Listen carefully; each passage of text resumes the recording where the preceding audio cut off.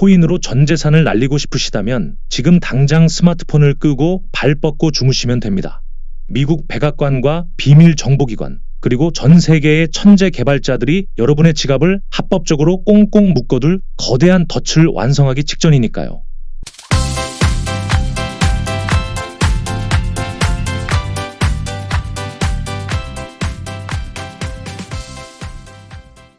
규제가 생기면 시장이 망할 거라는 공포에 질려 계셨나요? 하지만 진짜 무서운 건 그들이 우리를 완벽하게 보호해주겠다고 나서는 바로 그 순간부터 시작됩니다. 평소에는 눈길 한번 안 주던 백악관 암호화폐 팀과 성난 경찰들이 왜 비밀의 방에 모여 단 한 줄의 문장을 두고 칼춤을 추고 있는지 그 살벌한 역설의 실체를 아셔야 합니다. 우리가 매일 마시는 커피 한 잔 값의 변동에도 가슴이 철렁하는 사이 지구 반대편 워싱턴의 한 밀실에서는 상상도 못할 기묘한 풍경이 펼쳐졌습니다. 지난 6월 29일이었죠. 평소라면 한 테이블에 앉을 일이 거의 없는 이들이 급하게 소환됐습니다. 한쪽에는 미국의 심장부인 백악관 암호화폐 팀이 앉았고 맞은편에는 권총을 찬 전국 보안관 협회장과 경찰단체 그리고 서슬 펄언 검사들이 마주 앉았습니다.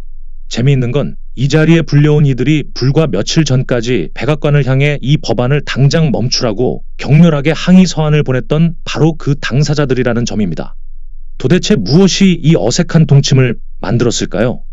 이들이 목숨을 걸고 싸우는 무대의 이름은 바로 클래리티 법안입니다. 미국 디지털 자산 시장의 뼈대를 바꾸는 그야말로 미국 역사상 가장 거대한 코인 법안이죠.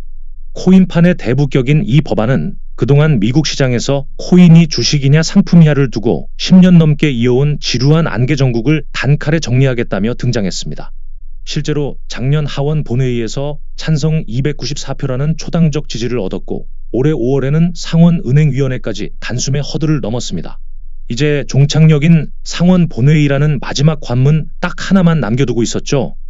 사실상 구부 능선을 넘은 셈이었습니다. 그 순간 시속 300km로 폭주하던 이 거대한 전차가 거짓말처럼 딱 얼어붙어 버렸습니다. 수백 개가 넘는 법안 조항 전체가 통째로 멈춰선 겁니다. 거창한 이유가 아닙니다. 그 방대한 서류 뭉치 속에서 단 하나, 정말 딱 하나의 독소 조항 때문에 발생한 일입니다. 백악관이 반대파들을 급하게 비밀의 방으로 불러들인 것도 바로 이 조항 하나를 어떻게든 뜯어고치기 위해서였습니다.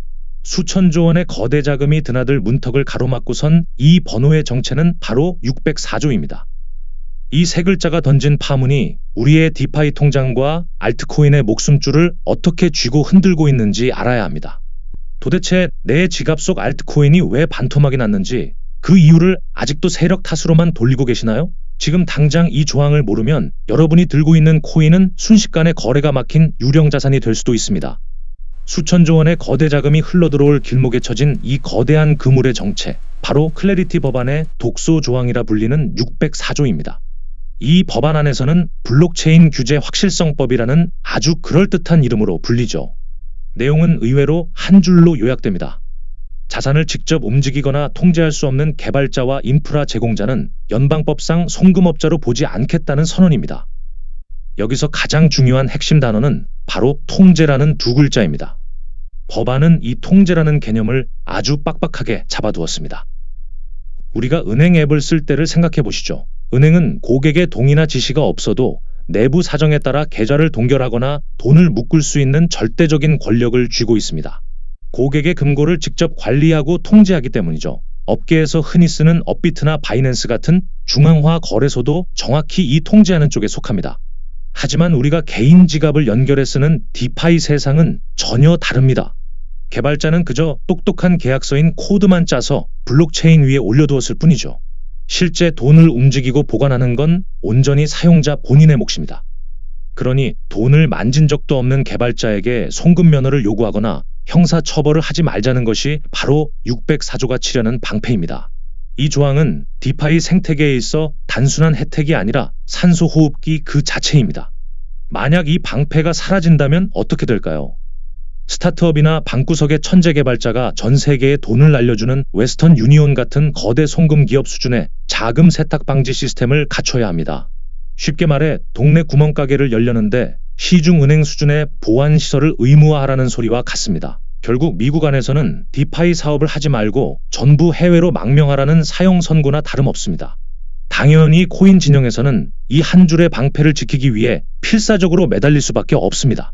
내 소중한 알트코인들이 숨을 쉬고 몸집을 불릴 수 있는 유일한 터전이 바로 이 디파이 생태계이기 때문입니다. 하지만 반대편에선 서슬퍼런 수사기관들의 눈에는 이 아름다운 방패가 전혀 다른 모습으로 보입니다. 그들의 시선에는 이 조항이 법망을 피해 나가는 거대한 개구멍이자 추적이 불가능한 범죄자들의 완벽한 은신처로 보인다는 점입니다. 이 팽팽한 그물망의 틈새를 파고들어 실제로 개발자의 손목에 수갑을 채운 충격적인 사건이 미국 법정에서 현실로 벌어지고 말았습니다. 도대체 어떤 나라가 방구석에서 컴퓨터 코드 한 줄 짠 사람을 무허가 금융업자로 몰아 감옥에 보낼까요? 황당하게도 전 세계 금융의 중심지라는 미국에서 지금 실제로 벌어지고 있는 일입니다. 여러분이 설마 내가 가진 코인은 아니겠지라며 안심하고 계실 때 시장의 심장인 디파이 생태계는 소리 없이 목이 조여오고 있었습니다. 코인을 직접 만지지도 남의 돈을 보관하지도 않은 개발자의 손목에 쇠고랑이 채워지는 순간 그들이 만든 프로토콜 위에 얹어져 있던 수많은 알트코인의 운명도 함께 벼랑 끝으로 내몰리게 됩니다. 법의 테두리가 오히려 혁신의 목을 조르는 이 잔인한 현실의 도화선이 된 사건을 똑바로 마주하셔야 합니다. 이 무시무시한 잔혹극의 주인공은 바로 로만 스톰이라는 천재 개발자입니다. 그는 여러 사람의 코인을 한데 섞어 누가 누구에게 돈을 보냈는지 추적을 어렵게 만드는 토네이도 캐시의 공동 창업자였죠. 누군가에게는 사생활을 지키는 방패였지만 수사기관에게는 자금 세탁의 완벽한 세탁기였습니다. 그리고 얼마 전 뉴욕 연방법원 배심원단은 그에게 무허가 송금업 운영 음모라는 무거운 죄명으로 유죄 판결을 내렸습니다. 돈을 단 한 번도 직접 쥐어본 적 없는 개발자가 단지 프로그래밍 언어로 길을 열어주었다는 이유만으로 범죄자가 된 순간이었습니다. 이 판결이 내려지자마자 전 세계 디파이 개발자들은 거대한 공포에 휩싸였습니다. 내가 밤새워 짠 코드가 언제든 나를 감옥으로 보낼 덧령이 될 수 있다는 사실을 깨달았기 때문입니다. 이건 단순히 개발자들만의 비극이 아닙니다. 알트코인이 폭발적으로 성장하기 위해선 그 기반이 되는 디파이 생태계가 반드시 살아나야 합니다. 돈이 돌 수 있는 통로가 막히면 알트코인은 존재 가치를 잃고 시장에서 증발해버리니까요. 결국 이 판결은 디파이 진영이 왜 그토록 백악관을 향해 604조라는 방패를 달라고 절규하는지 그 절박한 이유를 스스로 증명한 셈이 되었습니다. 상황이 이쯤 되자 미국 정치권과 수사기관의 시계도 미친 듯이 째깍이기 시작했습니다. 개발자들을 다 잡아 가두다간 기술 주도권을 통째로 빼앗길지 모른다는 백악관의 초조함과 범죄 자금의 통로를 절대 열어줄 수 없다는 검경의 정면 충돌이 시작된 겁니다. 특히 미국 상원의 문이 닫히기 직전인 지금 이 팽팽한 그물망의 힘겨루기는 단 몇 주 안에 결정이 나야 하는 시한폭탄과도 같습니다. 과연 백악관은 분노한 수사기관들의 칼날을 피해 시장의 숨통을 살려낼 최후의 카드를 꺼낼 수 있을까요? 도대체 왜 미국의 최고 엘리트 정치가들은 수천조 원의 기관 자금이 코인 시장 앞에 줄을 서서 기다리는데도 이 거대한 법안을 통째로 폐기할 위험을 무릅쓰고 있을까요? 그들이 바보라서가 아닙니다. 지금 미국 워싱턴 정가에서 돌아가는 시계는 일반적인 투자자들의 생각보다 훨씬 더 급박하고 잔인하게 흘러가고 있기 때문입니다. 단 몇 주 안에 이 그물의 매듭을 풀지 못하면 법안 자체가 공중분해되고 여러분의 지갑에 든 코인 시장의 운명도 함께 미궁 속으로 처박히게 됩니다. 백악관의 핵심 고문인 패트릭 위트가 왜 반대파를 향해 이건 당신들을 위한 법이라며 칼을 빼들었는지 그 거대한 판을 읽으셔야 합니다. 패트릭 위트 고문이 설계한 논리는 아주 명확합니다. 규제가 없는 무법천지야말로 진짜 범죄자들이 숨어들기 가장 좋은 안개 속이라는 것이죠. 명확한 법이라는 그물을 촘촘하게 깔아두어야만 고래들이 합법적인 채널로 들어오고 수사관들도 추적할 도구가 생긴다는 역설입니다. 게다가 미국이 여기서 머뭇거리면 유럽이나 두바이 같은 경쟁국에 디지털 패권을 통째로 빼앗길 수 있다는 극심한 공포가 백악관을 자극하고 있습니다. 하지만 법안 통과를 위해 필요한 표는 60표인데 반해 현재 여당 성향의 표는 53표에 불과합니다. 완벽한 승리를 위해서는 단 7표가 부족한 상황이죠.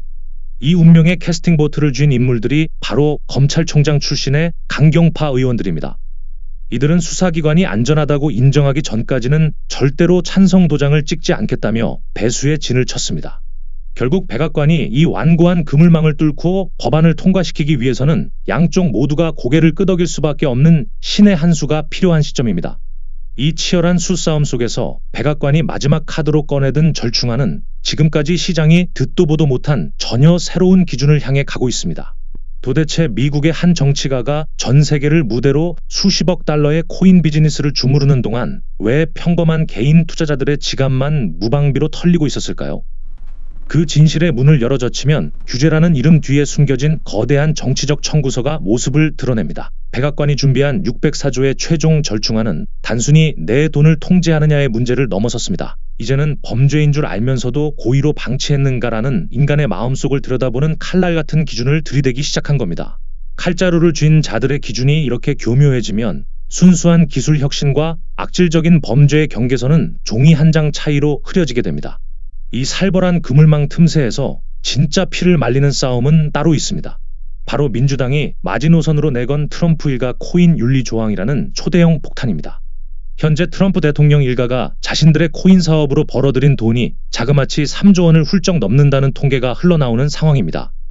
법안의 본질인 기술 보호는 뒷전으로 밀린 채 권력의 최정상에 앉은 고래들의 밥그릇 싸움과 정치적 자존심 대결이 법안의 목줄을 쥐고 흔드는 형국이죠. 이 조항 때문에 수사기관과의 합의가 극적으로 이루어지더라도 막판에 거부권 한 방으로 판 전체가 공중분해될 불확실성이 시장을 짓누르고 있습니다. 상황이 이렇게 한 치 앞도 볼 수 없는 안개 속으로 빠져들자 예측 시장의 통과 확률은 순식간에 반토막이 났고 고래들의 안색도 굳어지기 시작했습니다. 하지만 진짜 영리한 자들은 이 혼란 속에서 이미 돈의 다음 행방을 정확히 짚어내고 있었습니다. 이 복잡한 정치 공학적 그물망이 찢어지느냐 마느냐에 따라 대기 중인 수천조 원의 기관 자금이 흘러들어갈 거대한 물길의 방향이 완전히 바뀌기 때문입니다. 백악관의 밀실에서 쏘아올린 이 작은 공이 결국 우리 지갑 속에 잠들어 있는 알트코인들의 운명을 어떻게 뒤바꿔 놓을지 그 마지막 반전의 시나리오가 수면 위로 떠오르고 있습니다. 도대체 7월 1일 오늘부터 유럽 전역을 덮친 거대한 규제의 그물망 앞에서 왜 글로벌 초대형 코인 거래소들은 고개를 숙이기는커녕 콧방귀를 끼며 짐을 싸고 있을까요? 규제의 칼날이 매서워질수록 시장이 얼어붙을 거라며 공포에 질려 손절 타이밍만 보고 계셨다면 당신은 고래들이 설계한 진짜 판의 흐름을 완전히 잘못 읽고 계신 겁니다. 유럽의 미카 법안이 발효되자마자 바이낸스 같은 공룡들이 선택한 종착지는 놀랍게도 중동의 사막 두바이였습니다. 우리를 숨막히게 쪼아댄다면 우리는 더 이상 그곳에 머물지 않겠다는 고래들의 도발적인 망명이 시작된 것이죠. 이러한 고래들의 거침없는 탈출극은 미국 백악관의 심장부를 강하게 압박하는 가장 강력한 무기가 되고 있습니다.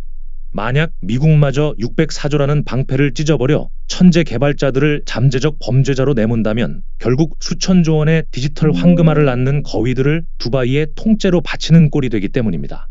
이 때문에 코인베이스와 리플 등 200개가 넘는 암호화폐 거물 기업들이 이례적으로 똘똘 뭉쳐 상원 지도부를 향해 좋든 나쁘든 규칙을 빨리 확정하라며 전례 없는 총공세를 퍼붓고 있습니다. 불확실성이라는 안개만 걷어내준다면 당장이라도 제도권의 거대 자금이 시장을 폭발시킬 준비가 되어 있다는 방증입니다. 결국 지금의 혼란은 시장의 소멸이 아니라 디파이와 현실 세계 자산 RWA 섹터가 결합하여 제도권의 진짜 주인공으로 부활하기 직전의 거대한 진통일 뿐입니다. 고래들이 규제의 그물을 피해 사막으로 날아오르고 백악관이 생존을 위해 타협안을 만지작거리는 지금 승부의 추는 이미 움직이기 시작했습니다. 눈앞의 잔파도에 속아 소중한 자산을 내던질 것인가? 아니면 그물 너머에 펼쳐질 거대한 물길을 선점할 것인가? 이 거대한 전쟁의 결말과 함께 다가올 다음 진척 상황 역시 가장 빠르게 분석하여 여러분의 지갑을 지켜드리겠습니다. 지금까지 니콜라스였습니다. 시청해주셔서 감사합니다.